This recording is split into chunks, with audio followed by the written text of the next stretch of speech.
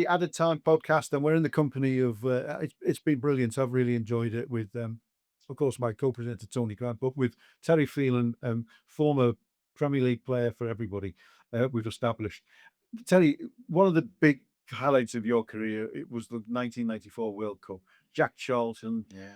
Aldridge on the sidelines, and of course England weren't there either. So all the focus was on Republic of Ireland. And what sort of an experience? We're going to look ahead because obviously next year's World Cup is back in the States. I would imagine, and we'll talk about it, that America's a little bit different than it probably was even in 1994. But what was that whole experience like? And what was Jack Charlton like? If that's I always say, we grew up on the streets playing football. And what was it you'd play? Wembley, Yeah.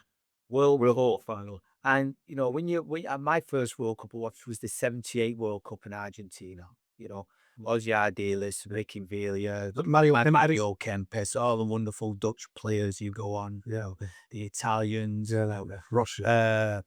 and you think to yourself, oh, I'd love to play in a World. I'd love to play in a World Cup. I'd love to play in an FA Cup final. I'd love to. I just want to be a football player. Yeah. And their dreams what come true. And I believe dreams do come true. Yeah. And I remember we played against Northern Ireland, and yes, 1-1. Yes. The late Alan McLaughlin, God rest his soul. Yeah. But ironically, I could not have been playing for Ireland in the World Cup, or I could have not even been playing for Ireland. I come through the youth team, I come through the 21s, I come through the B team, so I come all the way right through. So I'm at Wimbledon, and I get a phone call. Is this Mr. Field? No, we had no phones, but it was a house phone. Like, these people know what a house phone is now. Ring, ding, ding. Hello, hello. Yes, is this Mr. Phelan? Yes, this is Mr. Phelan. You need to be on an aeroplane on Monday morning, because you're coming over to Ireland. We've got a game on Wednesday against Hungary. Yeah, you're messing about. No, I'm not coming on no plane. Vinny, Fash, Dennis, I'm not coming. I put the phone down. Ding, ding, ding. Because he always used to play pranks. Ding, ding, ding. Pick the phone up. Hello, Mr. Phelan. I says, yes. He went, this is Morris Setter, the assistant manager to Big Jack Charlton. Right, yes. If you're not on that plane, no, I'm not coming on the plane. Put the phone down. Third time. He said, now, sir, if you put the phone down now, you'll never play for Ireland again. So listen to me. There's going to be a ticket for you, Manchester Airport. You've got to go. You can come in Sunday or Monday. I thought I'd go in Monday because I didn't know what was going on. So I went, are you sure this? He went, this is Morris says. I said, no, Dennis Wise. It's Dennis Wise, isn't it? It's Corky, it's Fash. He went, no. He went, if you put the phone down now, you're not going to play for Ireland. And I thought about it. I said, are you sure it's not Fash? Because he played all these graphs like phone you up as if you was a reporter. You'd be going there and he'd say, oh, well, how did Fash play? How did Vinny play? I do was rubbish, and then they'd go in on the Monday and slaughter you in the dressing room. So I thought, all right then. So I went, okay, then no problem. Put the phone down. Went to the airport. The ticket was there. If I would have put it down on him then, I wouldn't probably play for Ireland. You talk about fine margins and pranks. Yeah. That could have ruined my international career. Where's the Irish accent? Well, has it ever been there? It's not there, but it's in there. It's in there. The Celtic. Subber Curry, Sligo, on the West Coast. Was he supposed grandparents or was it parents? Both my parents. Yeah, Is it? yeah. Staunch Irish Well, woman. it's funny because that '94 World Cup, I thought it was an amazing World Cup. Oh, it was the best. It was the best. In this city, a lot of us follow Ireland. Yeah, I think it's the fans. The guys, it's all what the fans are about. We follow the fans, and we love how it just is the atmosphere. Ireland was going. It was going through teams, going through a period. Ireland was going through that period. Jack coming. I think Jack coming about '86. There was question marks about Bill Jack, the English one coming into Ireland. We won't go down that road anyway. But he says, trust me, and we'll get you there. Got to '88 Euros. Yeah, that's right. Got to the '90 World Cup. Yeah, a little country like that, but we had wonderful players. We had a mixture of players. And then, but the '94 coming off the '90, and then getting to the '94 by the skin of our necks, by the way, it was absolutely, what Jack says, God love him, just go and enjoy yourself. Yeah. We've been here before. We know what it's like. And I guarantee you, we beat every top European team leading up to that in the friendlies. And I know friendlies, Yeah. you know, they're there and everywhere. We beat Germany in Germany. They was in a training camp. Was at. Yeah. We beat Holland in Holland on a wet Tuesday night. Okay, we was battering teams, little Gary Kelly, little Jason McAteer, obviously Keane. And we had that younger nucleus coming through and all. He just says, right then, when you get over there, he said you can have a Guinness from Ireland to America. So when you get to the hotel, there's going to be a couple of kegs of Guinness. Get that finished, and then that's it. Yeah. You finished. Then we'll get the real stuff done. So he was honest with the lads. He knew how the lads was. He never stifled the players. You know, you had Andy Townsend there, Palmer, you had Rapp there, Mick McCarthy there, Kevin Miller and Dave O'Leary never went on. I think I went no. Sheedy, Ray Houghton was there. You know, yeah, and you're looking around, see. And I remember when I first got in the Ireland team, Big Jack called me over. He went, all right, then how are you doing? He said, just play like you play at Wimbledon. No different. Just we play. You'll get the ball forward early, hit the big man, but Palmo, get out the back stick. You know, do things simply. Look at the players here. Footballing players. Kevin Sheedy. Yeah. John Aldridge. Yeah. Big Quinny. Yeah. John Sheridan. It's great to see. It's good to see. It was a quality. Right. Like, People underestimated that really because, you know, to do what you did and to get as far as you did, you know, needed a good side. You know, this is early football. We it's a horses. we got to the 16th. But in hindsight, when I remember Jack coming in and going after we beat Germany, went, what you doing? Looking at him, what you doing? I said, you're peaking too fast, guys. Yeah. He said, no. Yeah. He said, no, slow down a little bit. You know, we come sixth in the world ranking. Sixth in the world ranking. Yeah, you were right. Don't forget that. Oh, no, Sixth in the world ranking. it was a great side. Yeah. And we missed out the heat, obviously. We missed out with the heat was terrible. I think when we played Mexico, it was the hottest day ever in world football. I can imagine. Yeah, It was. Where was that? Was that Asia? No, in Orlando. Orlando was it? Wow. It was. You know the. So sports science. Yes. But sports science wasn't as good as it is now and all that lot. And I do believe in a bit of sports science. I do believe in it. I do believe in it. But you know, when you're having a Snicker and a Snicker and a Snicker before you go to bed, it's keeping you awake, isn't it, Val, and all this shit. But it was brilliant. Absolutely. Some wonderful football players and gentlemen and all that. I think you'll find it was a marathon in those days, Terry, not a Snicker. Was it marathon? So it just shows you how far I've come then, doesn't it, Daniel? So listen, I mean, obviously, I always remember, I must tell you a story about Jack. You may remember Ireland played Wales, I think it was, at Anfield in a game, or was it Scotland? Scotland. I can't remember who the opponents were, but it was. Would have been Holland with it in the Might have been. Euros It might playoff. have been. Got beat. And they were playing at Anfield. Got beat 2-0. So they stayed in a place called the St David's Hotel. Wales. Yeah. Nice posh. Lovely posh hotel. Yeah, too fast. So I was a young reporter for the BBC Radio, and they said to me, go across to St David's Hotel. Stuart Hall's going to do an interview with Jack Charlton. And he said, and pick it up off Stuart Hall and bring it back and feed it down to London. So I said, okay, no problem. So I go on. I'm delighted, get over there. I'm with the big boys now, So I pull into the hotel, go in. I'm looking everywhere, can't find Stuart Hall anywhere, can't find anyone to do with Ireland anywhere. Loads of Irish fans in there, all having a drink at the bar. Anyway, I spot, just from the corner in my eye, I spot Jack Charlton walking. He's got like a little posse around him of reporters and, So I'm sort of hurrying along at the back of him, trying to speak to him, because I was trying to see where Stuart Hall was.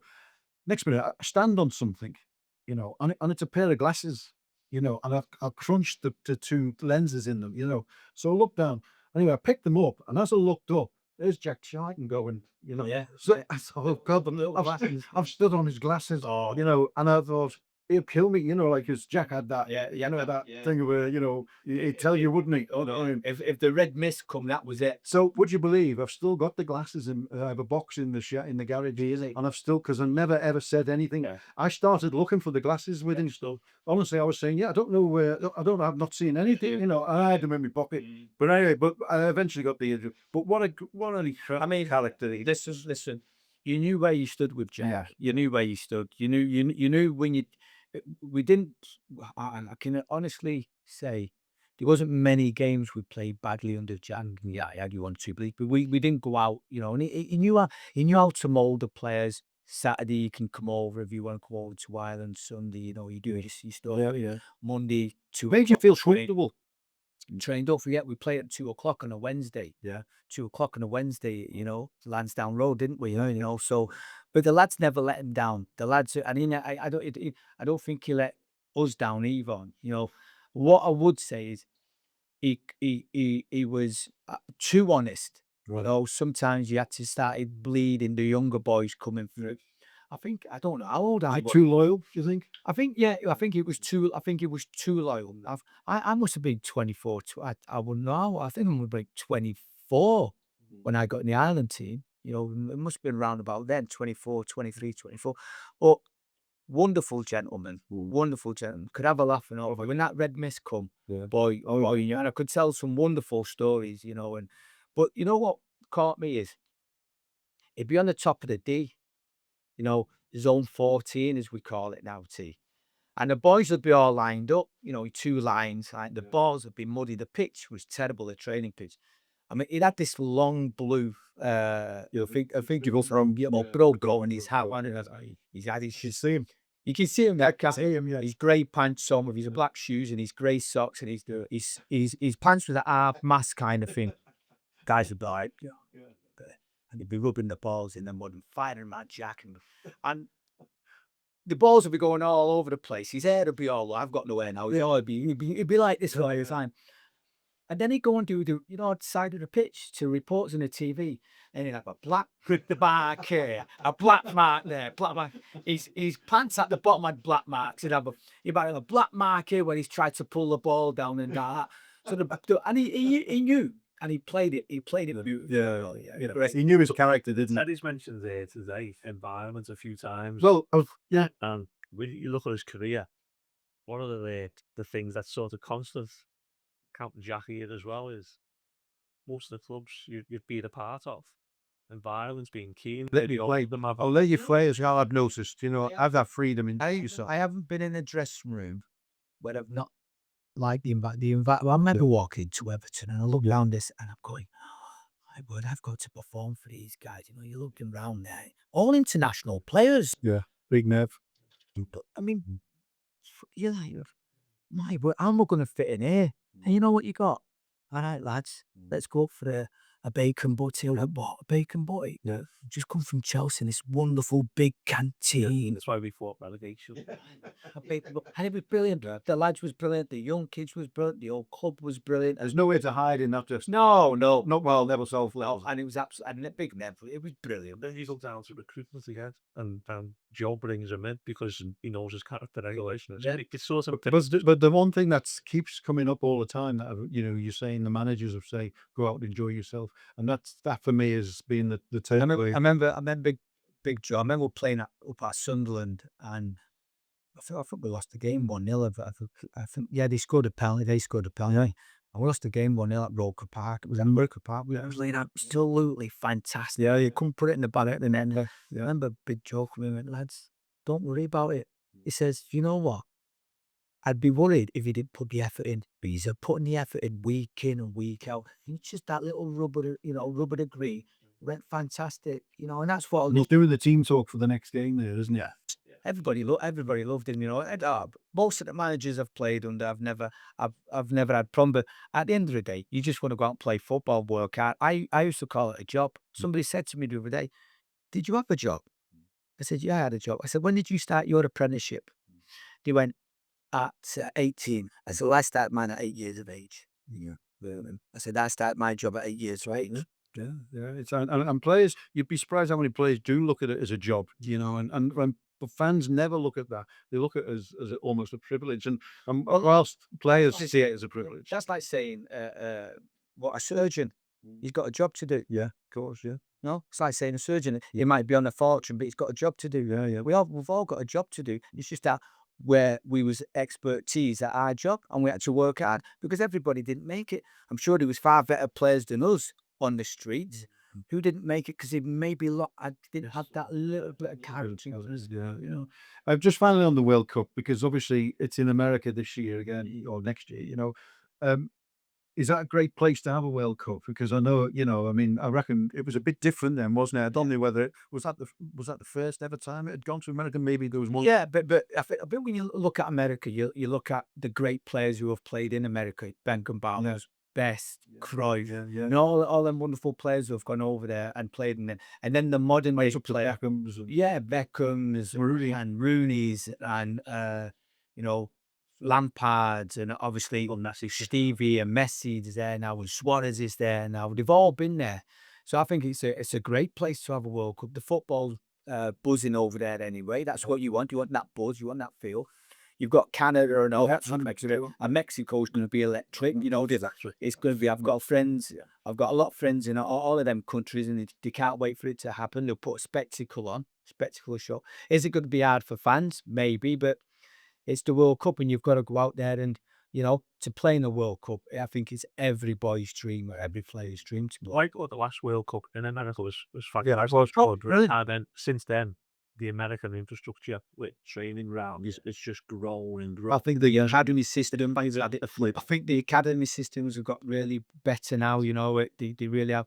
The MLS is getting there now, but it's about sponsorship, isn't it? Yeah. It's about revenue for the clubs. Where else would you rather be for sponsorship and commerciality? Well, they do now, don't they? They all go over to America now with the sponsors. When we take sponsorship, Yeah. all the EPL teams are going over there now for the pre-seasons, aren't they?